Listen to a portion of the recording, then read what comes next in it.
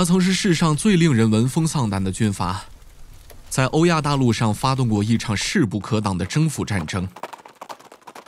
但 Genghis Khan 是一个冷酷无情的野蛮人吗？还是一个为现代社会奠定了基础的统一者？我们将在历史法庭历史 vs Genghis Khan 中探讨这个问题。肃静，谁是被告？可汗！法官大人，您对 Genghis Khan 很熟悉吧？他是13世纪的军阀，他的军队杀害了100万之众，在他们身后只留下了断垣残壁。反对，首先应该称作 Genghis Khan。是吗？在蒙语中是的。不管怎样，他是人类历史上最著名的领袖。出生时叫 Temujin， 他自幼没有了父亲，而且贫困。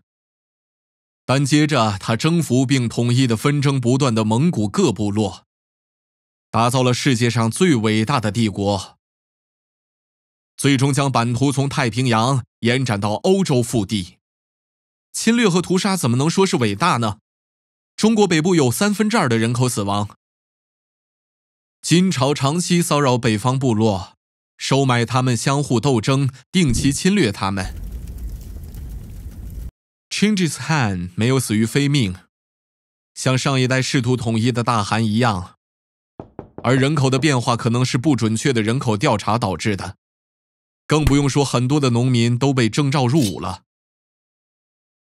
你能忽视所有不利于你的数据，但是他们确实抹平了整个的城市，以及那里的居民。可汗更希望敌人投降并朝贡，但他坚信忠诚和外交法。那些被屠城的地方都曾投降后又反叛，或斩杀大使。他对正义有着严格的理解。很多案例显示，他的军队的残暴可远远超过了正义。从孕妇子宫中剥出未出生的孩子，用囚犯当人肉盾牌，或填充护城河来放攻城武器，从被征服的城镇掠走所有的女人。够了，太野蛮了。这真比中世纪其他的军队更坏吗？这不是 Genghis Khan 暴行的借口。但这些行为在他的年代再正常不过，相比于一些嗜血的暴行。事实上，他统一各部后废除了抢新娘的习俗，蒙古女性的地位提升到了最高的水平，她们管理家庭事务，能与丈夫离婚，是可靠的顾问。Temujin 和他的首位妻子共度终身，甚至将他可能是私生子的孩子当自己的孩子一样看待。然而 Genghis Khan 的传奇是一场灾难。在欧亚地区，至多有4000万人在他后代的征伐中死亡，占世界人口的10%。这还不算黑死病带来的伤亡，而黑死病是由钦察汗国围攻卡法时带到欧洲来的。当然，这不是故意的。事实上，当他们看见自己的军队死于瘟疫时，他们将感染的尸体投入城中。你所引用的案例是在事件发生100年后记录的，你认为这可信吗？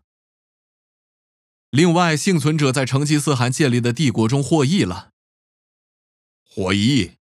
蒙古帝国对各个宗教都实行宽容政策，他们善待军人，择优提拔，不论出身，建立庞大的邮政系统，强制推广法律，更不用提他们对文化的贡献。你是指呼拉古汗对巴格达那个时代的文化之都的毁灭吗？图书馆、医院还有宫殿都化为灰烬，灌溉水渠填为平地。巴格达确实是一个不幸，但那是因为哈里发拒绝投降，而且呼拉古之后也被 Berke Han 以肆意破坏的罪名惩罚了。破坏文化不是蒙古的政策，通常他们都保护被征服地区的医生、学者和艺术家，把他们从故地带出来，向世界各地传递知识。你怎么解释基辅罗斯的毁灭？这使当地人陷入黑暗时期。即使到了文艺复兴在西欧传播的时候，西欧在那时几乎没有和平。蒙古统治的稳定使得丝绸之路再次繁荣，促进了东西方的文化交流及贸易。这也导致了俄罗斯和中国从交战的双方变成了统一的国家。事实上，帝国建立很久之后，在统治贵族中可以找到成吉思汗的后代，在欧亚大陆各地。难怪暴君之后总会有更多的暴君。注意你的用词，你也可能与他有关。啊？时至今日，Chinggis-Khan的子孙有1600万人，每200人中就有一个。对于每一个伟大的征服者，都有100万被征服者。谁的故事会留下来呢？领袖对历史或文化的重要性，比得过他们造成的伤亡吗？这些都是我们会浮现的疑问，当我们审视历史的时候。通过这些视频继续学习，并且不要忘记订阅，千万不要错过学习新东西的机会。